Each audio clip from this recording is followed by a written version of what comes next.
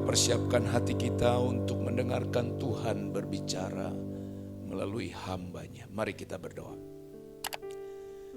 Bapa di sorga, kami mengucap syukur Tuhan, kalau hari ini Tuhan mengizinkan kami boleh beribadah kepada Tuhan. Kami sadar Tuhan bahwa bagaimana Tuhan menolong serta memberkati hari-hari hidup kami. Dan kalau hari ini kami boleh ada datang di rumah Tuhan, itu semua karena kemurahan. Kami sehat, keluarga kami diberkati Tuhan, hidup kami dianugerahi kelimpahan. Kami sudah memuji Engkau Bapa. Saatnya kami rindu Tuhan, Engkau mengajar kami kembali melalui kebenaran firman-Mu, supaya kehidupan kami terus disempurnakan seperti yang Engkau inginkan. Urapi hamba-Mu yang menyampaikan dan seluruh umat-Mu yang mendengar. Dalam nama Yesus kami berdoa. Haleluya. Amin. Salam sejahtera bagi kita sekalian, Bapak Ibu, saudara-saudara jemaat yang terkasih di dalam Kristus.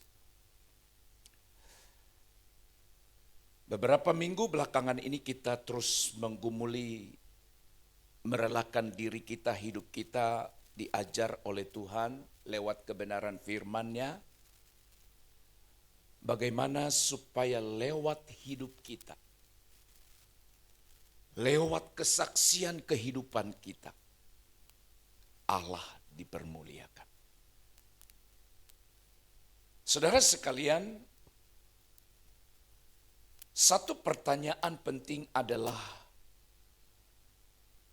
bagaimana saya bisa mendukung kesaksian di gereja di mana saya beribadah?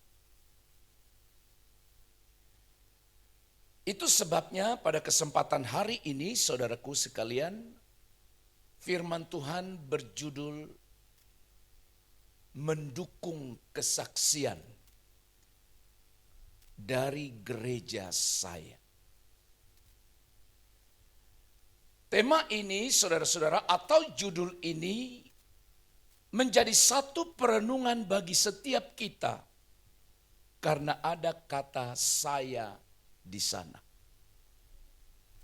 Bagaimana saya mendukung kesaksian gereja di mana saya tertanam, di mana saya beribadah. Sebab diakui atau tidak, disadari atau tidak, suatu jemaat lokal akan dihormati, dihargai oleh orang lain, oleh masyarakat. Itu sangat ditentukan oleh sikap hidup dari para anggota jemaatnya. Sekali lagi sangat ditentukan oleh sikap hidup dari anggota, dari jemaat yang beribadah di sana. Orang lain tertarik atau tidak, menolak atau tidak, itu juga sangat ditentukan oleh kesaksian anggota gereja tersebut. Maka saya percaya juga, saudara-saudara, semua kita tentu berharap lewat hidup kita, orang lain tertarik untuk datang beribadah di gereja di mana kita beribadah. Maka pertanyaan selanjutnya adalah, bagaimana seharusnya sikap kita? Sikap setiap anggota gereja, anggota jemaat dalam mendukung kesaksian gereja itu. Sebagaimana firman Tuhan yang sudah disampaikan beberapa waktu yang lalu, kita adalah suratan Kristus yang terbuka. Kita harus menjadi pribadi, menjadi jemaat yang misioner. Yang memiliki hati, memiliki beban, memiliki tanggung jawab untuk memberitakan firman Allah. Maka yang pertama, saudaraku sekalian, bagaimana seharusnya sikap setiap anggota jemaat, anggota gereja, untuk dapat mendukung kesaksian gereja di mana kita ada. Kebenaran yang pertama, saudara. Kita harus setia menghadiri kebaktian, jadwal ibadah yang ada di gereja itu. Sekali lagi, dengan kita setia beribadah, dengan setia menghadiri setiap kebaktian yang ada di gereja lokal kita, maka secara tidak langsung kita sudah mewartakan kepada yang lain bahwa di gereja kami hari ini ada ibadah. Bahwa di gereja di mana saya tertanam ada ibadah. Ibrani pasal yang ke-10 ayat 25, firman Allah dengan jelas berkata di sana, janganlah kita menjauhkan diri dari pertemuan-pertemuan ibadah kita, seperti yang dibiasakan oleh beberapa orang. Tetapi marilah kita saling menasehati. Dan semakin giat melakukannya menjelang hari Tuhan yang mendekat. Semakin giat melakukannya, semakin giat beribadah, semakin sungguh-sungguh beribadah menjelang hari Tuhan yang sudah semakin dekat. Ayat ini dalam terjemahan bahasa Indonesia sehari-hari berkata demikian.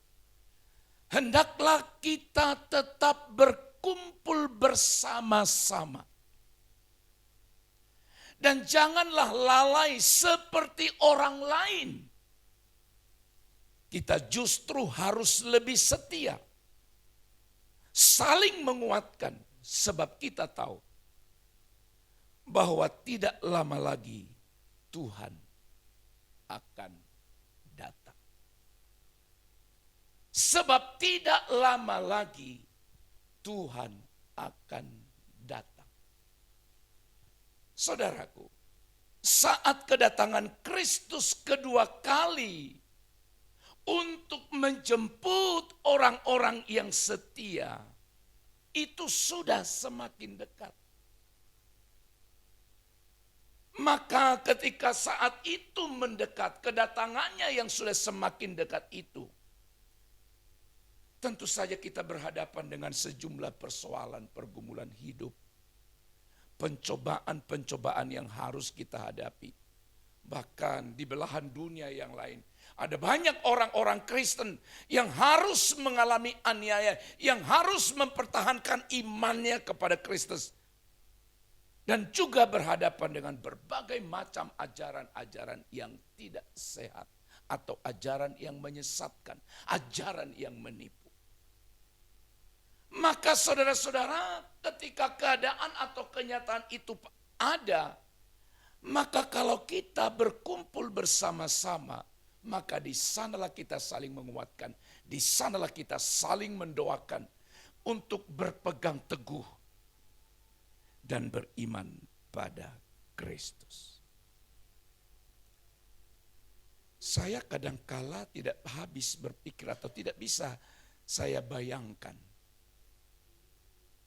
Ada orang Kristen, termasuk ada anggota gereja di tempat ini. Ya, saudara tolong renungkan ya. Apakah saudara setuju atau tidak setuju? Biasanya kalau kita tidak beribadah di hari Minggu, ada rasa malu. Tidak beribadah. Seharusnya begitu. Ada rasa malu. Rasa malu kepada siapa? Terutama terhadap Tuhan. Tetapi juga kepada orang-orang lain. Tapi saya melihat kok ada orang yang begitu tidak ada perasaan malu barangkali. Di hari Minggu seperti ini harus mengupdate status. Lalu ya bukan status saja, mengupload foto-foto. Di hari Minggu sedang di mana? Sedang makan-makan di mana, sedang bepergian kemana. Itu sudah menunjukkan kesaksian yang tidak baik. Menunjukkan kesaksian gereja yang tidak baik. Seharusnya kita tidak beribadah di hari Minggu kalau kita sehat secara rohani. Kalaupun kita sedang bepergian ada di mana-mana. Kita tidak akan berani kalau saya mengupload itu ke permukaan, ke media sosial. Supaya orang tahu saya sedang di mana, sedang berada di mana, sedang mengerjakan apa, sedang makan apa, sedang bersama dengan siapa. Kalau itu dilaksanakan di hari yang lain, bukan di hari ibadah, oke, tidak persoalan. Tapi di hari Minggu, orang tidak merasa malu. Kita sudah menunjukkan sebuah kesaksian buruk. Baik terhadap diri kita, sebagai orang Kristen, tapi juga terhadap gereja di mana kita beribadah. Dukunglah kesaksian gereja ini. Kalau saudara sungguh-sungguh menjadi anggota gereja di tempat ini dengan setia untuk selalu hadir dalam ibadah. Yang kedua, mendukung kesaksian gereja kita, gereja lokal saya, gereja di mana saya beribadah, di gereja di mana saya tertanam. Yang kedua, saudara sekalian, dengan hidup saleh. Hidup saleh. Kepada jemaat yang berada di jemaat Filipi, di kota Filipi, Paulus berpesan, hanya hendaklah hidupmu berpadanan dengan Injil Kristus. Coba simak baik-baik saudara. Paulus bilang kepada jemaat itu, hendaklah atau hanya hendaklah hidupmu berpadanan dengan Injil Kristus. Supaya apabila aku datang, aku melihat. Dan apabila aku tidak datang, aku mendengar. Bahwa kamu teguh berdiri dalam satu roh. Dan sehati sejiwa berjuang untuk iman yang timbul dari berita Injil. Bapak, Ibu, saudara-saudara yang terkasih, sebagai orang percaya, bahkan yang mengaku diri sebagai anak Tuhan, sebagai orang Kristen itu sekali lagi artinya pengikut Kristus. Pernahkah saudara merenung dan berkata, hidupku terlalu jauh dari sebutanku sebagai pengikut Kristus. Cara hidupku belum mencerminkan bagaimana layaknya sebagai anak Tuhan. Maka saudara-saudara, kita diperlukan harus berjuang bagaimana kita supaya kita hidup dalam kesalehan. Saleh itu sebenarnya memiliki pengertian taat dan sungguh-sungguh menjalankan ibadah. Itu saleh. Makanya Paulus berkata, kamu tetap teguh berdiri. Sehati sejiwa, apabila aku datang, aku boleh melihat. Apabila aku tidak datang, aku dengar. Apa yang mau didengar? Kesaksian yang baik dari jemaat itu. Saleh itu juga berarti suci dan beriman. Hidup suci, hidup menjauhkan diri dari segala hal yang tidak Tuhan kehendaki. saudaraku sekalian, umat Tuhan yang terkasih, hidup saleh adalah kehidupan yang mencerminkan karakter Kristus yang nyata. Menghormati dan memiliki rasa takut akan Allah. Itu saleh. Maka kehidupan kita dalam keseharian kita. Saya kembali kepada pendahuluan khotbah ini. Bagaimana kita hidup setiap hari disaksikan oleh orang lain. Lewat itu orang bisa memberikan pujian atau juga bukan pujian lagi, sindiran terhadap gereja di mana kita berada dari cara hidup kita. Bukankah saudara pernah mendengarkan orang menyindir dan berkata, ke gereja sih jalan terus, tapi hidupnya itu. Dan lebih orang lagi juga bilang apa? Ya itu anggota gereja itu. Tapi gaya hidupnya memalukan. Saudara-saudara, maka hari ini kita perlu renungkan, simak baik-baik. Lewat hidup kita, lewat kesaksian kita, kita berjuang untuk menampilkan karakter Allah, karakter ilahi di dalam kehidupan kita dengan cara kita hidup saleh. Tidak mudah, Pak. Tapi harus berjuang, harus berusaha, hidup saleh. Sungguh-sungguh terus menjelang hari Tuhan yang semakin dekat. Sungguh-sungguh dengan Tuhan, sungguh-sungguh di dalam Kristus. Sungguh-sungguh. Supaya apabila Ia datang, kita didapatinya dalam kesalehan. Yang terakhir, saya akan mendukung kesaksian gereja saya. Dalam kitab Imamat 27 ayat 30, Alkitab berkata, demikian juga segala persembahan persepuluhan dari tanah, baik dari hasil benih di tanah maupun dari buah pohon-pohonan. Buah pohon-pohonan adalah milik Tuhan. Adalah milik Tuhan. Itulah persembahan kudus bagi Tuhan.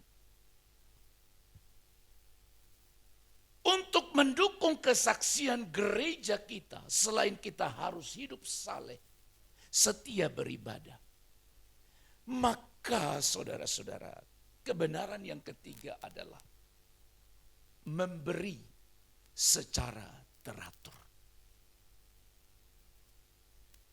Rasul Paulus kepada jemaat di Korintus pasal 16 ayat 2. Pada hari pertama dari tiap-tiap minggu, hendaklah kamu masing-masing sesuai dengan apa yang kamu peroleh. Sesuai dengan apa yang kamu peroleh.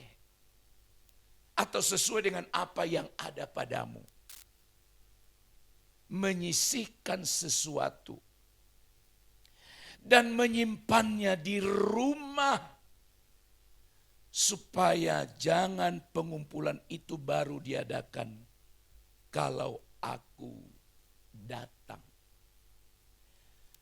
Paulus juga menasehati jemaat yang ada di Korintus supaya mereka mau memberi secara teratur dari apa yang ada pada dia. Saudara jangan salah persepsi ketika saya mengomong ini. Ada maksud lain di dalam hati saya untuk kepentingan diri saya. No, tidak. Tapi harus disampaikan kebenaran. Prinsip kebenaran harus diajarkan. Apakah saudara mau menerimanya, mau melakukannya, itu kembali pada saudara.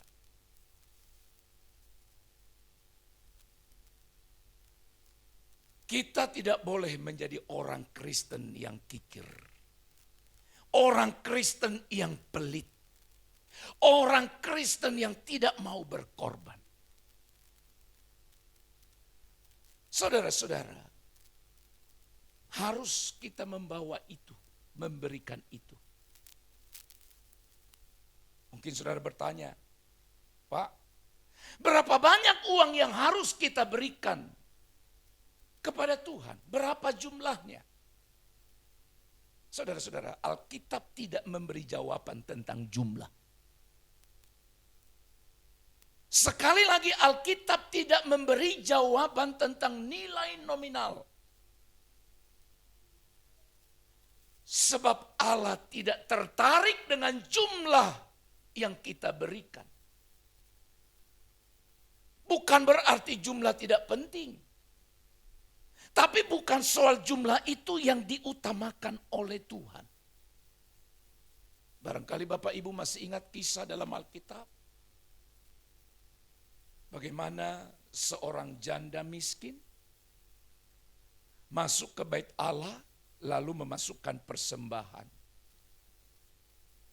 Alkitab berkata dia si janda miskin ini memberi dari kekurangannya. Tapi ada banyak orang kaya masuk juga memberi. Tapi Alkitab catat mereka memberi dari kelebihan, dari kelimpahannya.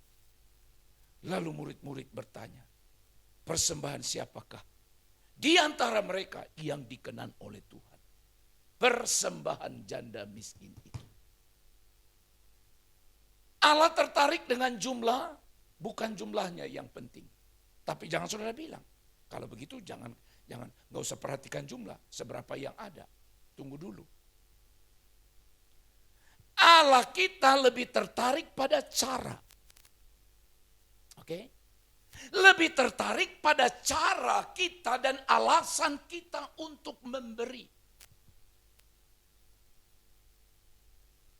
Kalau alasan kita tidak seperti yang Tuhan mau, sebesar apapun itu, maka tidak ada artinya di hadapan Allah. Cara, alasan saya memberi. Tuhan tidak pernah menuntut sesuatu daripada kita atau meminta daripada kita yang tidak ada pada kita. Tidak pernah. Maka saudaraku sekalian, jemaat harus lakukan kebenaran firman. Kebenaran firman yang mana? Salah satunya yang ini. Bagaimana saya harus memberi? 2 Korintus pasal 9 ayat 7 bilang begini. Hendaklah masing-masing memberikan menurut kerelaan hatinya. Kerelaan hatinya, jangan dengan sedih. Atau karena paksaan. Sebab Allah mengasihi orang yang memberi dengan sukacita. Dari ayat ini kita menemukan beberapa prinsip bagaimana sikap seharusnya dalam memberi kepada Tuhan. Bagaimana sikap kita? Yang pertama adalah kita harus memberi dengan kerelaan hati. Dengan rela hati. Juga yang kedua, jangan dengan sedih hati. Atau karena paksaan, terpaksa. Dan yang ketiga, kita harus memberi dengan sukacita. Seberapa banyak pun nilai nominal yang kita beri. Kalau tidak dengan rela, kalau dengan sedih, kalau dengan paksaan, dengan amarah, di hadapan Allah, persembahan itu tidak memiliki arti sama sekali. Oleh sebab itu saudara-saudara, berilah dengan sukacita, dengan rela hati, jangan dengan paksa. Ada orang bertanya, kenapa harus beri? Kenapa gereja harus memberi? Bukan hanya di gereja ini, Pak. gereja manapun saudara pergi, maka ini tetap harus disuarakan. Mengapa kita harus memberi? Atau mengapa memberi dapat mendukung kesaksian gereja kita? 3 alasan ini paling tidak alasan kita memberi. Yang pertama, dengan memberi kita mendukung operasional dari gereja kita. Gereja ini ada operasionalnya, Pak. Ada operasionalnya. Kita butuh listrik. Sound system ini perlu diperbaiki. Karena dia tidak abadi, tidak kekal. Artinya apa? Kadang-kadang dia juga rusak. Ada yang harus diupdate, ada yang harus diganti. Kemudian, kenapa kita harus memberi dan memberi itu mendukung kesaksian gereja? Kita memberi untuk turut mendukung rencana atau program dari gereja kita. Apa rencana kita? Apa program gereja kita? Kita tidak perlu munafik dan berkata, gereja tidak butuh duit. Gereja butuh duit. Program kita tidak akan terlaksana kalau tidak ada duit. Tapi bukan duit satu-satunya penentu. Tahun ini kita merencanakan Natal, perlu duitnya? Perlu. Satu proyek yang lebih besar kita sedang merencanakan untuk pembelian pertapakan gedung gereja, itu program gereja. Perlu duit? Perlu. Sekali lagi saudara, taruhkan ini di hatimu. Kalau engkau cinta Tuhan dan pekerjaannya. Kita rindu memiliki gedung gereja yang jauh lebih besar dari sini. Jangan bilang udah puas, udah cukup lah ini Pak. Kalau nggak cukup buat 5 kali. Memang bisa buat 5 kali, bisa. Tapi kalau suatu saat ada anak muda ini menikah, gimana? Saudara kita sedang menikah, berapa kali dibuat ibadahnya?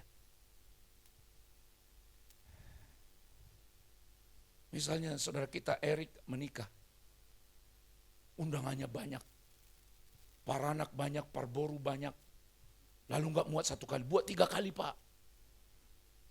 Bagaimana caranya pemberkatan nikah dibuat 3 kali? Orang yang sama.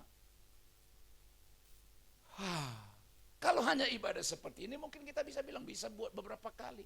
Tapi ada saatnya ibadah-ibadah tertentu tidak bisa dibuat beberapa kali. Dukunglah. Lalu kemudian yang ketiga saudara, memberi dapat mendukung kesaksian gereja kita. Ini Alkitab bilang kita harus memberi. Untuk memenuhi apa? Dengar ini baik. Memenuhi kebutuhan hamba-hamba Tuhan.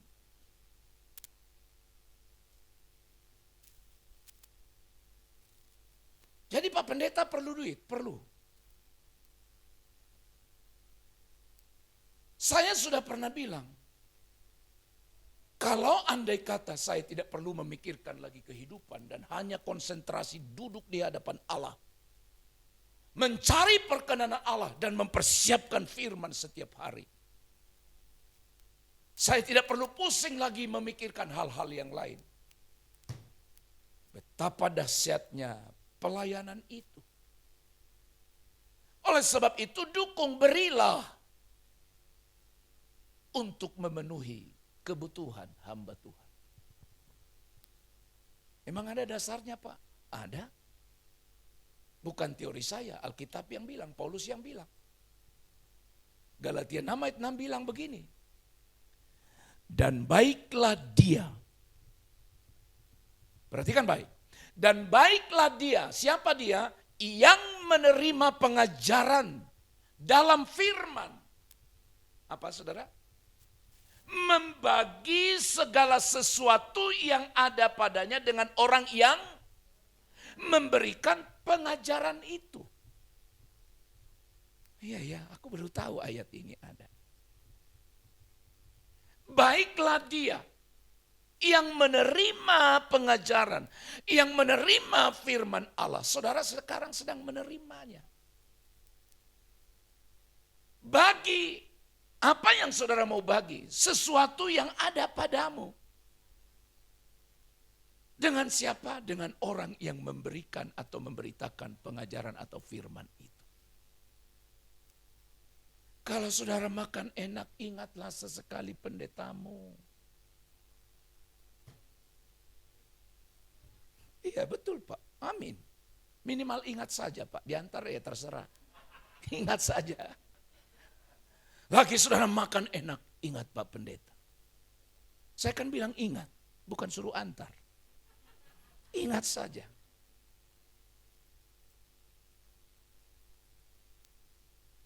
Pak Sibarani suatu saat mungkin lewat dari tempat lain, dilihatnya pisang bagus. Enggak tega dia makan sendiri, diantarnya ke rumah. Saya bilang, nah, kalau semua jemaat tiap hari kayak gini, tapi jangan antar pisang semua. Nanti jadi jualan pisang kita di sini. Saudara-saudara, ingat saudara harus bersyukur. Ada firman yang disampaikan. Ada firman yang disampaikan. Engkau sudah menerima pengajaran itu. Sekarang bagi. Dan ingatlah kepada mereka yang memberikan pengajaran itu. Oh begitu ya Pak, begitu. Dan kalau 3 kebenaran ini kita lakukan saudaraku sekalian. Kita mendukung kesaksian gereja kita. Maka mulailah berubah dengan tetap setia menghadiri kebaktian.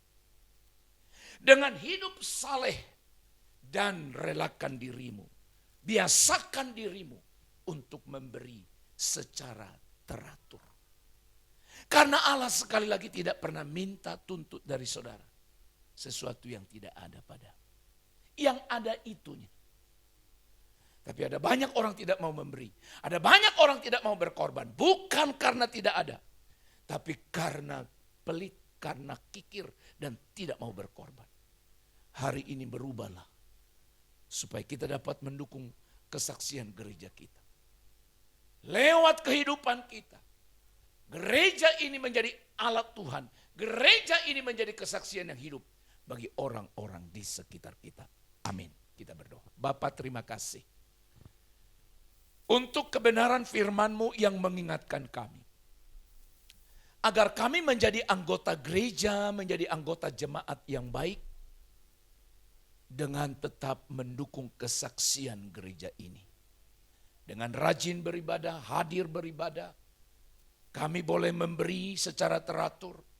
Dan juga kami hidup dalam kesalehan.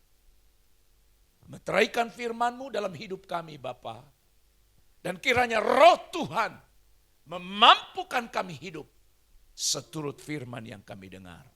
Dalam nama Yesus kami berdoa. Haleluya. Amin. Amin.